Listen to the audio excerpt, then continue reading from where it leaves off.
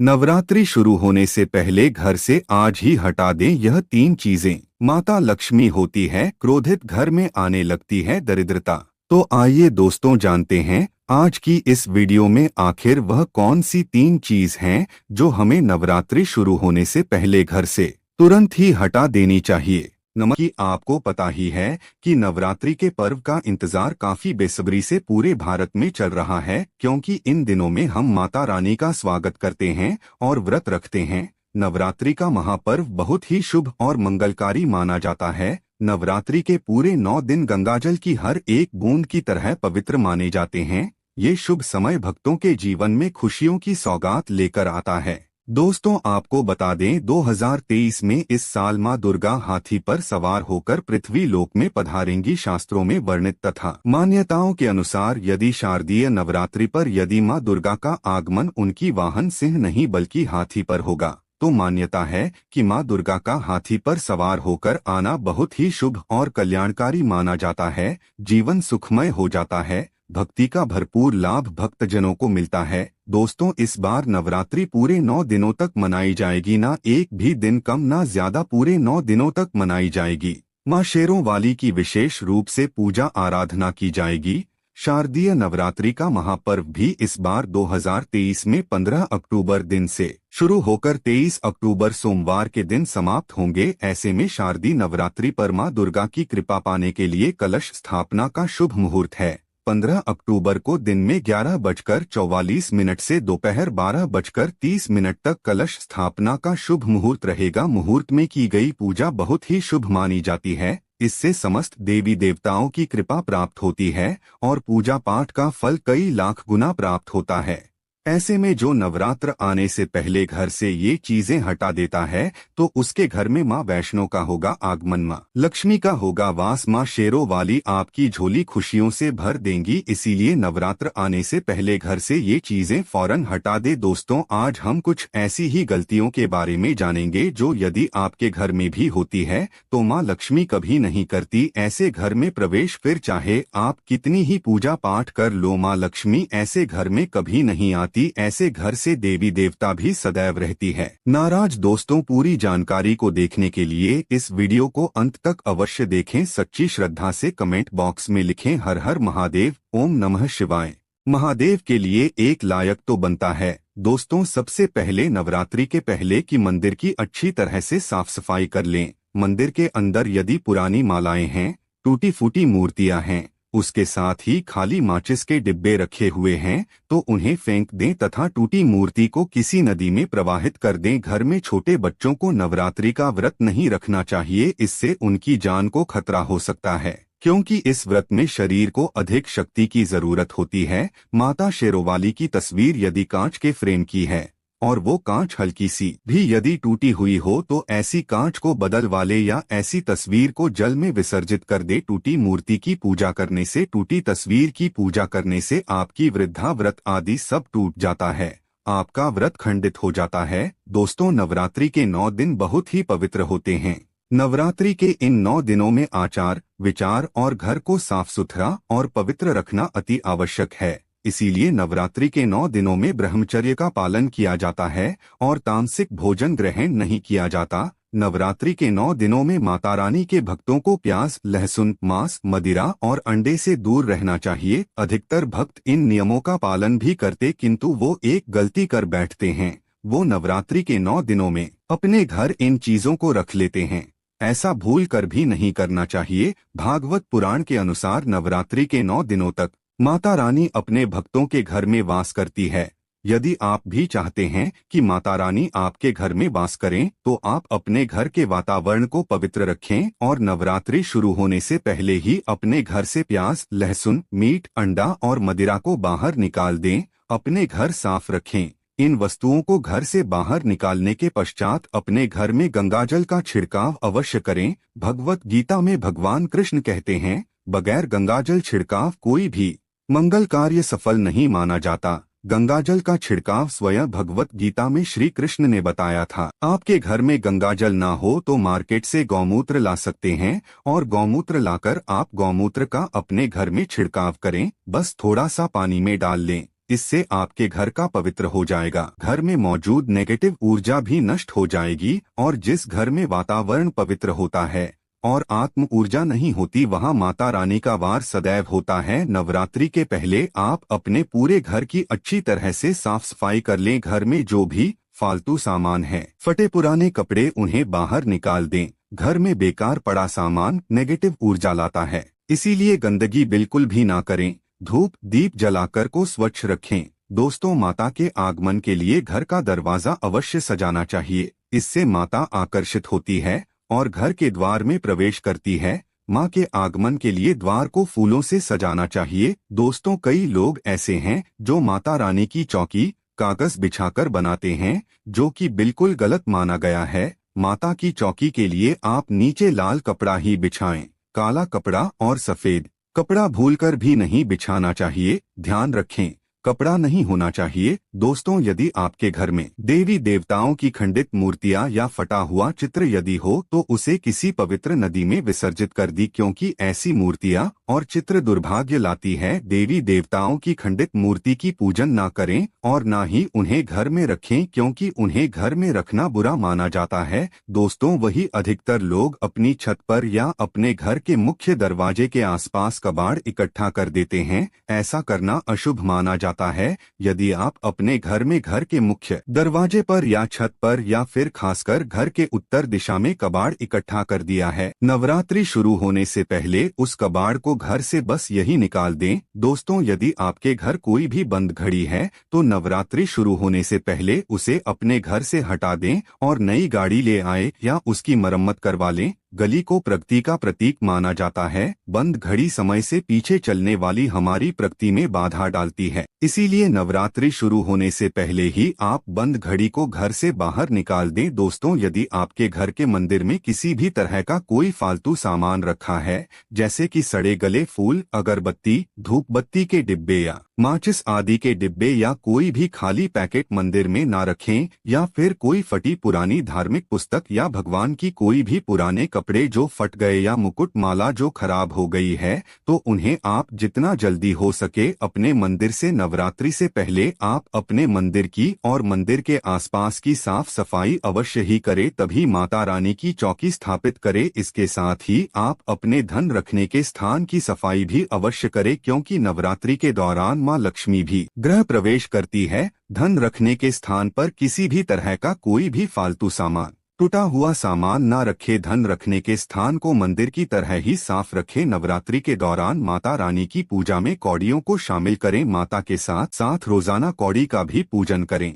इसके पश्चात आप कौड़ी को धन रखने के स्थान पर रख दें। ऐसा करने से बरकत सदैव होती है। यदि आपके पास पुराने जूते चप्पल इकट्ठे हो गए हैं तो नवरात्रि से पहले उन्हें घर से बाहर निकाल दें। पुराने जूते चप्पल की अशुभता के कारण ही घर में नेगेटिव ऊर्जा आती है और घर में अशांति और कलह का माहौल रहता है। नवरात्रि आने से पहले घर से जाला निकालना ना भूलें। यदि जिस घर में जाला है उस घर में माता रानी कभी वास नहीं करती। साथ ही साथ टूटे फूटे बर्तन यदि घर में पड़े हैं या टूटा हुआ आईना भी यदि घर में हो तो उसे भी निकाल दे। घर में टूटे फूटे ईंट पत्थर भी नहीं रखना चाहिए, इससे माँ लक्ष्मी नाराज हो जाती है। अब हम जानते हैं नवरात्रों के दौरान क्या नहीं खाना चाहिए और क्या नहीं पीना चाहिए और कौन सा फल खाने से व्रत संपूर्ण और सफल हो जाता है। दोस्तों, हमारे चैनल को सब्सक्राइब अवश्य करें और बेल आइकन को दबाना ना भूले। तो आइए शुरू करते हैं। दोस्तों, नवरात्रि के दिन सेब अवश्य खाना चाहिए। शास्त्रों में बताया जाता है कि भगवान के भोग में सेब आदि अवश्य अर्पित किया जाता है। यदि आपका व्रत है तो आपको सेब अवश्य खाना चाहिए। केला, पपीता, तरबूज और मीठे अंगूर अवश्य खाना चाहिए।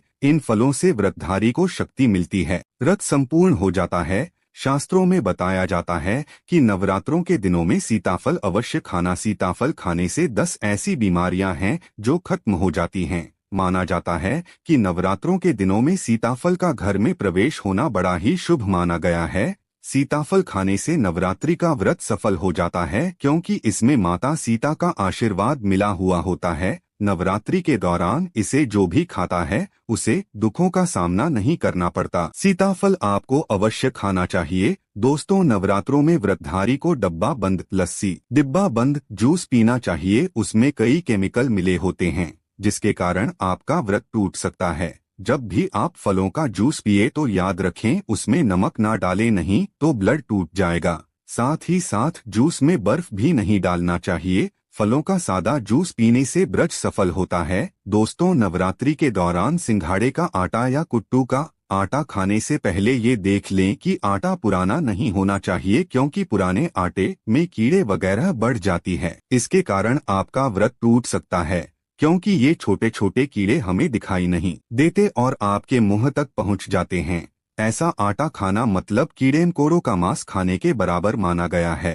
दोस्तों, नवरात्रि के दौरान आप शाम के समय खाने में दही ले सकते हैं, आलू वगैरह खा सकते हैं, साबूदाने की टिकिया बनाकर खा सकते हैं, साबूदाने की और आलू के पापड़ भी खा सकते हैं।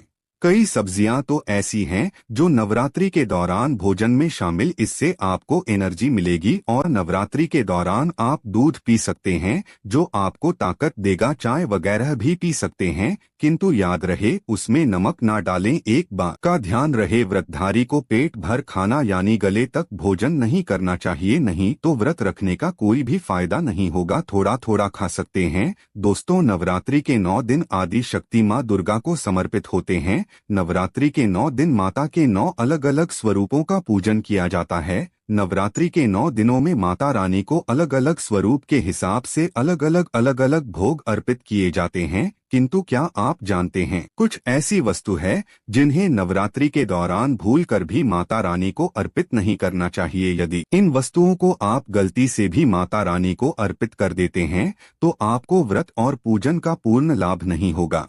इसीलिए माता रानी की प्राप्त करने के लिए आपको ये जानना अति आवश्यक है कि वो कौन सी ऐसी वस्तु है जो माता रानी के पूजन में भूलकर भी प्रयोग नहीं करना चाहिए। तो आइए माँ का जयकारा लगाते हुए वीडियो को शुरू करते हैं। दोस्तों, नंबर 1, नवरात्रि के दौरान शादीशुदा महिलाओं को सफेद कपड़े पहनकर पूजा पाठ नहीं करना चाहिए। साथ ही साथ काले कपड़े भी नहीं पहनना चाहिए, इससे पूजा व्रत आदि खंडित हो जाती है। माता की चौकी जब आप लगाएं तो उसके कागज नहीं लगाना चाहिए। माता की चौकी सदैव लाल कपड़ा बिछाकर ही बनाना चाहिए। सदैव याद रहे, नवरात्रों के इन 9 दिनों तक व्रतधारी को अपना आसन माँ की चौकी के आगे ही लगाना चाहिए और वहीं पर आपको सोना चाहिए। मंदिर को नवरात्रों के दौरान अकेला नहीं छोड़ा जाता, बहुत ही अशुभ माना जाता है। इससे दुर्गा माता नाराज हो जाती है और सदैव के लिए चली जाती है। दोस्तों, नंबर 2, नारियल। हिंदू धर्म में नारियल को समृद्धि, धन और सम्मान का सूचक माना जाता है। नारियल को श्रीफल भी कहा जाता है। नारियल को सुख समृद्धि में वृद्धि करने वाला माना जाता है। नारियल तो हर मांगलिक कार्य में विशेष महत्व होता है। जैसे कि आप सभी जानते हैं कि माता रानी के कई मंदिरों में नारियल से बलि भी दी जाती है और माता रानी के पूजन में नारियल का प्रयोग हम सभी करते हैं। खासकर कलश की स्थापना नारियल रखकर ही की जाती है। माता रानी के पूजन में हम नारियल प्रयोग करते समय कुछ गलतियां कर होती है। दोस्तों, नारियल कई प्रकार के होते हैं, एक हरा, दूसरा सूखा जिसके अंदर पानी होता है। जिस नारियल के अंदर पानी होता है, माता रानी के पूजन में सदैव पानी वाला और जटा वाला नारियल ही प्रयोग करें। नारियल का पूर्ण होना चाहिए, नारियल चटका हुआ में टूटा हुआ नहीं होना चाहिए, क्योंकि साबुत नारियल ही पूर्ण और पवित्रता का प्रतीक होता है। साबुत नारियल ही सुख समृद्धि का प्रतीक होता है। नारियल को ही श्रीफल यानी कि माँ लक्ष्मी का फल कहा जाता है। नवरात्रि में माता रानी के कलश की स्थापना करते समय जटा वाला यानी पानी वाला नारियल ही कलश पर स्थापित करना चाहिए। साथ ही यह ध्यान रखना चाहिए कि नारियल को सदैव कलश के ऊपर लेटा कर रखना चाहिए। घट स्थापना करते समय कभी भी नारियल को खड़ा करके नहीं रखा जाता, नारियल को सदैव लेटाकर कलश के ऊपर रखा जाता है। साथ ही नारियल को स्थापित करने से पहले आप नारियल को लाल कपड़े में लपेटकर उस पर और फिर लाल चुनरी उड़ाकर आप नारियल कलश के ऊपर स्थापित करें। शास्त्रों के अनुसार कलश के ऊपर जब सही तरीके से नारियल रखा जाता है और सही प्रकार का नारियल रखा जाता है, तभी ही व्रत और पूजन का पूर्ण फल प्राप्त होता है। ये भी ध्यान रहे कि महिलाएं माता रानी को नारियल अर्पित तो कर सकती है, किंतु कभी भी माता रानी के सामने नारियल को भूलकर भी ना तोड़े, क्योंकि नारियल बीज रूप होता है और स्त्रियां बीज रूप से ही शिशु को जन्म देती है। इसलिए कभी भी महिलाओं को नारियल तोड़ना चाहिए। दोस्तों नंबर 3 लौंग। लौंग हम सभी माता रानी के पूजन में प्रयोग करते हैं, किंतु लौंग का प्रयोग करते समय एक बहुत बड़ी गलती कर बैठती है। सदैव ध्यान रखना चाहिए कि माता रानी को सदैव फूल वाली लौंग ही अर्पित करना चाहिए। जिस लौंग के ऊपर फूल नहीं होता या फिर जिस लौंग के पीछे लकड़ी की डंडी नहीं होती, उसको आप माता रानी के पूजन में भूल कर भी प्रयोग न करें। फूल वाले लोगों को ही पुण्य माना जाता है और रानी के पूजन में कोई भी अपूर्ण वस्तु, कोई भी खराब वस्तु या टूटे हुए अक्षत प्रयोग नहीं करना चाहिए। इसीलिए सदैव माता रानी के पूजन में फूल वाली लौंग का ही प्रयोग करें। दोस्तों नंबर 4 तुलसी के पत्ते अर्पित नहीं करने चाहिए। माँ दुर्गा के पूजन में तुलसी पत्र का प्रयोग करना वर्जित माना जाता है। तुलसी पत्र के अलावा मामला भी माता रानी को अर्पित नहीं करना चाहिए और दुर्गा भी माता रानी को अर्पित नहीं करना चाहिए। दुर्गा भगवान श्री गणेश अति प्रिय है। नवरात्रि में आप भगवान गणेश को दूर्वा अर्पित कर सकते हैं। भगवान विष्णु जी को तुलसी के पत्ते अवश्य अर्पित कर सकते हैं, किंतु माता रानी को भूलकर भी तुलसी के पत्ते या दूर्वा अर्पित ना करें। माता रानी को सफेद फूल भी अर्पित न करें। माता रानी को सदैव लाल रंग के फूल अर्पित करने चाहिए। लाल रंग के फूल माता रानी को अति प्रिय है। खासकर माता को गुड़हल और कमल के फूल अति प्रिय। शास्त्रों में बताया जाता है कि घर में माता रानी की दो या फोटो नहीं होने चाहिए। इस बात का भी आप विशेष ध्यान रखें कि माता रानी के पूजन में कोई भी खंडित चीज प्रयोग न करें।